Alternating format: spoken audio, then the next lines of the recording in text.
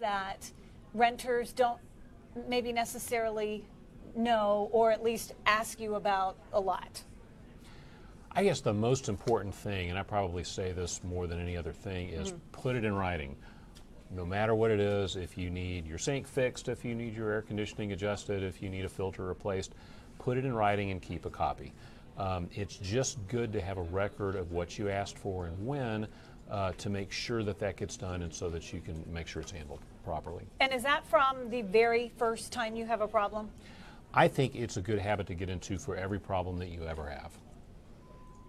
Okay. And that's not just in the apartment industry, by the way. I think most consumer problems, if you have something you need, put it in writing. And I guess on that note, if I have a maintenance problem and I want my management office to know about it, can I email it to them, or is it best to walk a letter in, send a certified letter? I mean, what's the best kind of plan of action there? I know this sounds old school, but Nope. I think it's best on paper. Okay. Now, it doesn't have to be formal, it doesn't have to be word processed or anything like that, but you can go down to the office. They usually have a form, a maintenance request form that you can fill out. But it's good to have it actually on a piece of paper and keep a copy. Maybe someday we'll get to a point where electronic record keeping is more robust. People don't lose emails as much as I do, but for now, I think it's good to have it on paper. Okay. And by the way, for those of you that are just tuning in on Facebook, we're talking about renters' rights today, and no questions are off limits. We can't guarantee you we're going to have an answer for every question, but Andy Tees with the Houston Apartment Association is sitting next to me, and we are taking your questions. And I'm looking on the page right now, and there are some people complaining about situations going on, like this is Jana Davis. Hi, Jana. Hated our apartment landlord in Richmond. They charged us $300 for water and trash for only 2 months of living there. Seems like a lot. Seems like a whole lot. Yeah, I mean, I can't speak to their particular situation. Jan, I can't speak to your particular situation, but the law is very strict on how you're charged for things like that. In water in particular, there's a very strict law or set of rules that governs how they can allocate water expense. They have to follow a particular formula that's prescribed in the state rules. All of that has to be available to you during business hours for you to review. If you don't think that they calculated your water bill correctly, you have the right to examine those records. Okay, so Sloan Pardue. Sloan, I like that name. Can you talk about parking within the complex? How many spaces are they required to have for residents? Management at my complex. And my complex allows residents to park on all of the fire lanes because the tenants are doing it. No, that's not right. I'm sorry. I'm jumping around. But I just lost that comment. Don't park on the fire lane. But right. But as far as parking goes, is there anything in the law that says there must be X amount of parking spots and visitor spots and that kind of thing? This one's a little complicated. Sloan, when you build an apartment property, there are specific ratios that say you have to have this many parking spaces for a 2-bedroom and this many for a 1-bedroom and this many for an efficiency, and it's all very strict and it's all regulated very strictly. What happens sometimes over the years is the laws on existing apartments will change. They'll say, oh, well, we have new requirements for the Americans with Disabilities Act, and you need to stripe, these 2 spaces into one big space in 17 different places. And by the way, you have to put your dumpster at a different place than you could when you first built it, and all of a sudden you have less parking than you did. And it's not a problem with a really easy solution. Some properties have gone to a sticker system where if you're a resident, they issue you a sticker, and a sticker corresponds to a particular place. But that's a difficult problem for properties where the parking's really tight. So for some reason, I'm not able to pull up questions. We'll see if we can work on that and figure out what's going on here. But something that comes up quite a bit, and I understand this frustration, and so know this, I don't think either one of us will say that we don't understand what's going on, but when it comes to the law, it's very strict about this. If you're upset about management maybe not fixing something in what you consider a timely manner, or whatever the issue may be, and you decide you're going to stop paying your rent. Right. Because, well, they're not helping me, so I'm not helping them, when in fact that means you're not helping yourself. So can you talk about that? Yeah, a lot of the law that you have on your side only applies if you're paid up on your rent. So it may feel like a really righteous thing to do. I'm mad at my property, I'm not going to pay my rent. That's sort of like saying, well, I'm really mad at this store, I'm going to shoplift, which you could do, but it's against the law. In this case, when you decide not to pay your rent, you give up a lot of the rights that you have. So that's a tactic that you probably want to avoid. And obviously I have a biased interest, I work for apartment owners, but you really do as an apartment resident give up a lot of your rights if you're not paid up on your rent. Okay, this is this is kind of an awkward one, but you know what? It's a good question. If there was a homicide in my complex, can I break my lease? And I guess what that means is I fear for my safety at this point, and is that something that I could do? Right? I mean, I think that's what they're asking. Right. Yeah. Not necessarily. Certainly, if you're concerned for your safety, you should speak to your manager. You can always get out of a lease. You can always get out of a lease. Now, sometimes there may be fees that you have to pay. There may be a relating fee or accelerated rent, but it's not a jail. You can leave whenever you want to. And in terms of just terminating your lease, it depends on what's going on. There are different types of homicides. Some of them have to do with the overall condition of the property. Other things are totally isolated. But just like you can't stop paying your mortgage if something bad happens at your house. If you're signed on to a lease agreement, both sides have to honor the commitment that they make. Something else that... Actually, can I throw one other thing? Yeah, absolutely. With respect to crime, there are some exceptions to that if you are a victim of domestic violence and you're trying to basically get away from the person who is committing that act. There's a specific state law which gives you some extra rights in terms of voiding your lease and leaving without penalty. Okay. Okay. How about BJ Riley? Hi, BJ. How about the landlord not providing heat for your place? That's illegal. The city code in Houston, at least, is very specific. You have to have heat capable of generating a certain temperature, and it's a formula that has to do with the outside temperature. But you have to have heat, and it has to work. So obviously, you want to make a maintenance request in writing. If you ever have a situation where there's something, especially like heat, something that's a life safety item, and you don't think that the management is being responsive, you can always call 311, which is the main city switchboard number. Ask for the habitability inspection team, and they will be on it, particularly if it's something like heat. And on that note, water. Hot water. Can you talk about that one? Sure. Plumbing code in Houston for decades has said you have to have water at least 120 degrees available at the tap. So if your water is not hot, that's a plumbing code violation. You want to notify the manager in writing as quickly as you can. And if they are not prompt in remedying that, you want to call 311 and ask for habitability.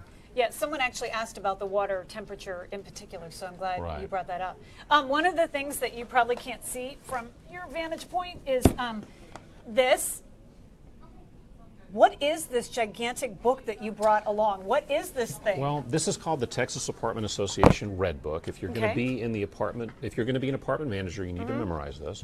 Can you hold that up a little longer so people can look Sure. at how gigantic that thing is? It's interesting. I was telling your producer when we started our association, this was a pamphlet basically. It was maybe 60 or 70 pages long, and it was paper bound.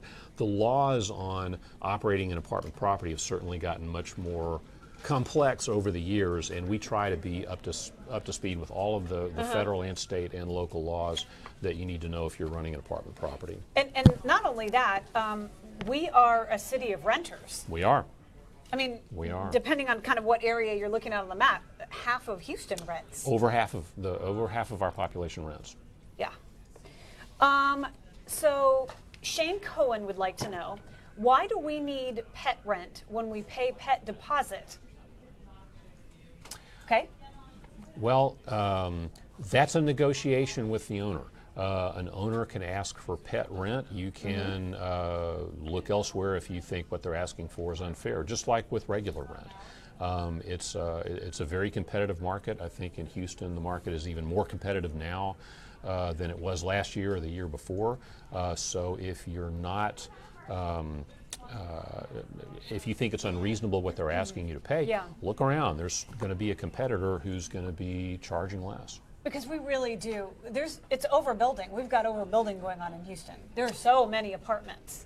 Yeah, one of the things about a city like Houston that's unzoned is we never exactly match the market. We build out ahead of it for a while, and then we get behind it for a while. It all evens out eventually, but we're moving into a cycle where there are going to be more apartments, particularly Class A apartments, than there are probably renters, and so there's going to be some deals to be had. What's Class A? I'm sorry, Class A is the very nicest, most luxurious apartments. Like the $1,500 and up? Is that kind of the... North of there, yes, yeah. It's interesting that... Kind of out of my budget, but yeah, I understand. I think about the apartments I lived in when I was in college, and the ones that they're building now with marble and the granite countertops and all of that. It's a little bit different segment of the market. Haley Hewitt says, my apartment has advertised office hours, but they are never open. How can I address this? Well, again, I think make a complaint in writing. Now, sometimes in the apartment industry, we are open during certain hours, but there's a crisis somewhere on the property, and the manager has to be off taking care of it. And if they're good, hopefully they'll leave a note that's saying, we're out on a maintenance issue, but we'll be back in 15 minutes or something like that. Obviously, if you're trying to find the manager and they're not in there when it says on the sign, that's poor customer service. Okay, so for those of you who are logging in and you're saying, wait, what are they talking about?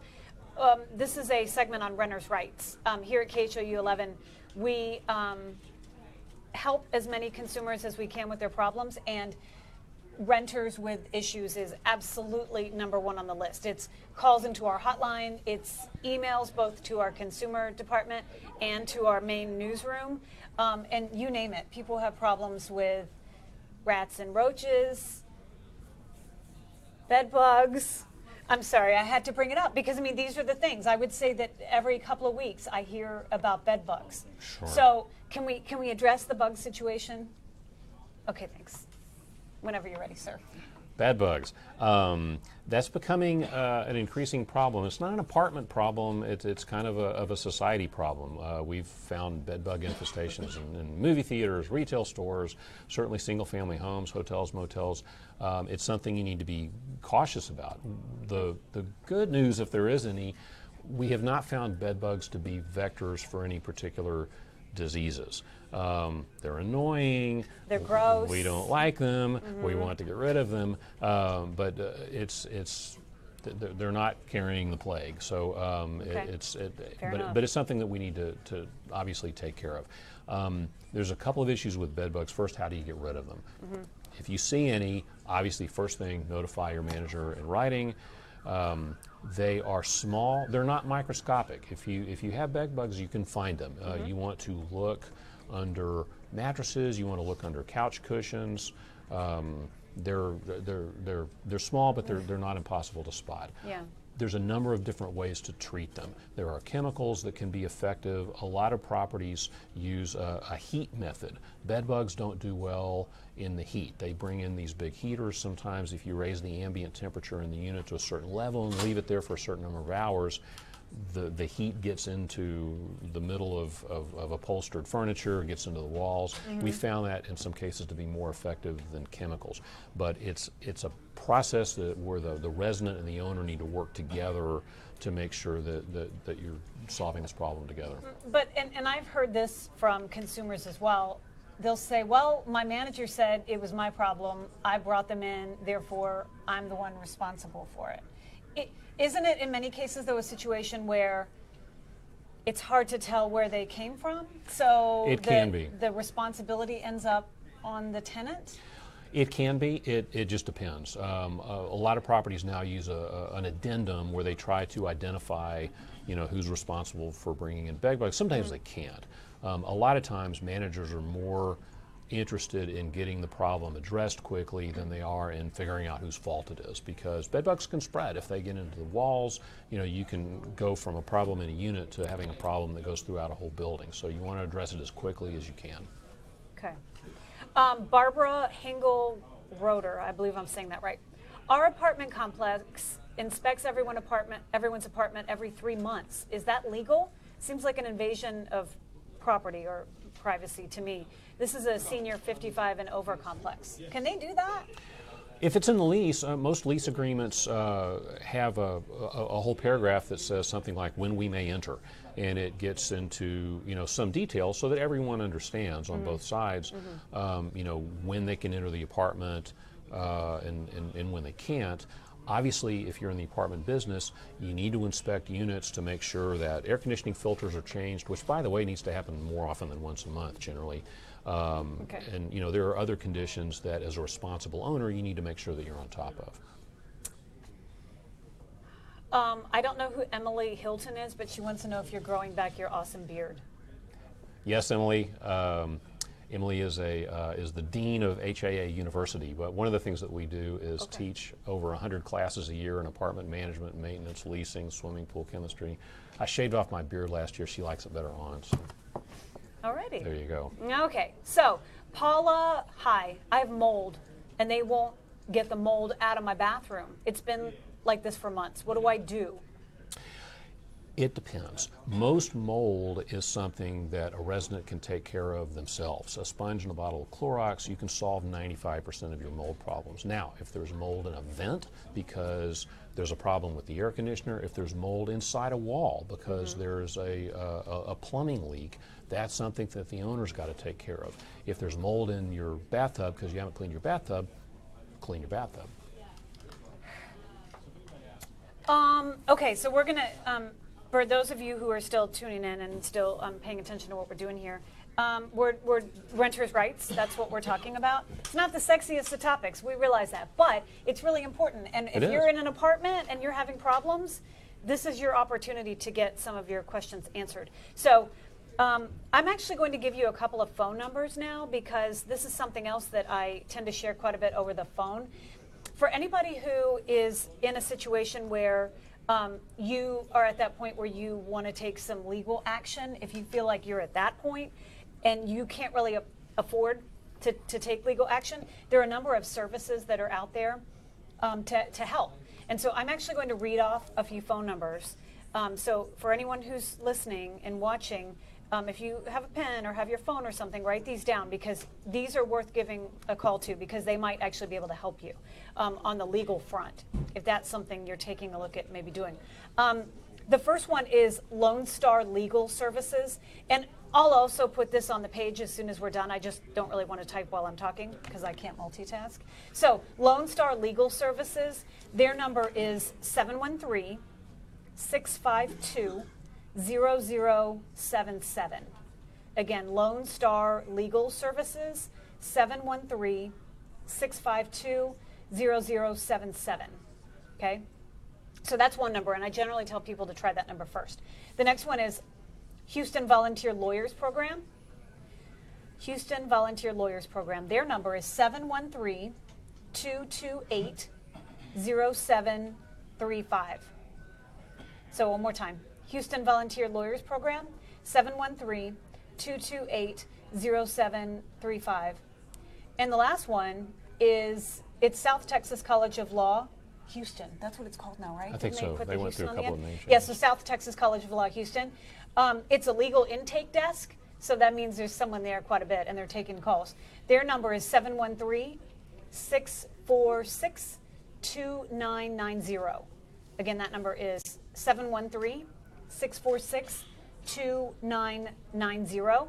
And we're going to take some more questions, but one of the things we can also pass along as we're giving out numbers is, I call it your hotline. I don't know if it's really a hotline, but every few days you have a service where people can call in and get questions answered, right? We do. We're the only apartment association in the country with a full-time resident relations person on staff. Is that during regular business hours? That is during some of our regular business hours. Okay. It's you call 713. That's the number, right? Yes, okay. it is. 713-595-0300. Okay. And the hours are Wednesday through Friday. Wednesday through We're Friday. getting a cheat sheet off camera here. So Right. Wednesday through Friday. Right. Yeah. So if for some reason you can't get your questions answered now, and I can't get the questions answered on here later, that's another avenue for you to try. And again, I'll post all these numbers as well, but we're going to go back because... Let me also say, if it's not Wednesday through Friday, we have a lot of information on our website, www.haaonline.org. Click the tab for renters, and a lot of frequently asked questions we answer there. Somebody says, why raise rent at the end of the lease? Don't you want your tenants to stay there?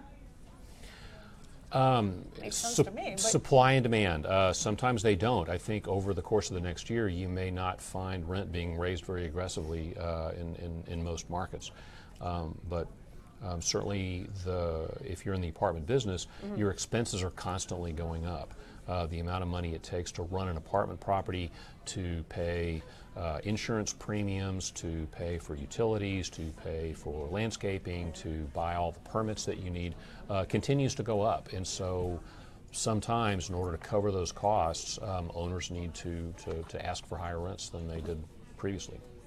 Terry Moore, I'm on a month-to-month lease. Can my landlord give me a 30-day notice to vacate the premises without a reason? Sure. Terry, if you're on a month-to-month lease, that's what month-to-month means, is that either party can give a 30-day notice to end that agreement. It's great to have that flexibility so that you're not locked into a long-term lease if you think you're about to change jobs or you're about to close on a house or something like that. However, if you want the stability of having a particular price locked in for a certain amount of time, you might want to talk to the manager about signing a longer-term lease. It might not be the biggest of issues at this moment, but air conditioning. I'm kind of interested in this one because we get quite a bit of that too, and as Sure. we get back into the warmer months, we'll be hearing a lot of that. Talk about the law and then the ordinance, is it, in Houston? Mm-hmm. How does that work? This is mostly going to be governed by your lease agreement. What the law actually says in Houston is that you have to either provide air conditioning or you have to provide openable windows with screens. Believe it or not, people lived in Houston for a long time before air conditioning was invented. Now, Can't even imagine. to be in the apartment business today, you got to have air conditioning. It's basically no one is going to lease an apartment if it's not air conditioned. Under your lease agreement, if you have air conditioning, it needs to work. That's a matter of your lease. Doesn't mean it can't ever break. Sometimes air conditioning breaks down, whether you own a home or you're in an office or wherever. And obviously, properties, one of the big things during the summer is like how fast can you fix an air conditioner when it breaks, and they have maintenance crews standing by at most professionally managed properties to do that.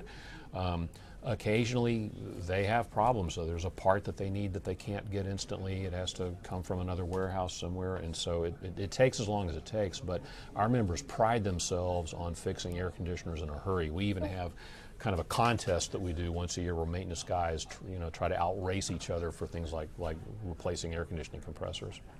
Isn't it though a reasonable time? Isn't the word reasonable Sure. part of what's written? Yeah. And what is reasonable? I guess you're going to tell me a judge will have to decide that, but I mean, is reasonable a week?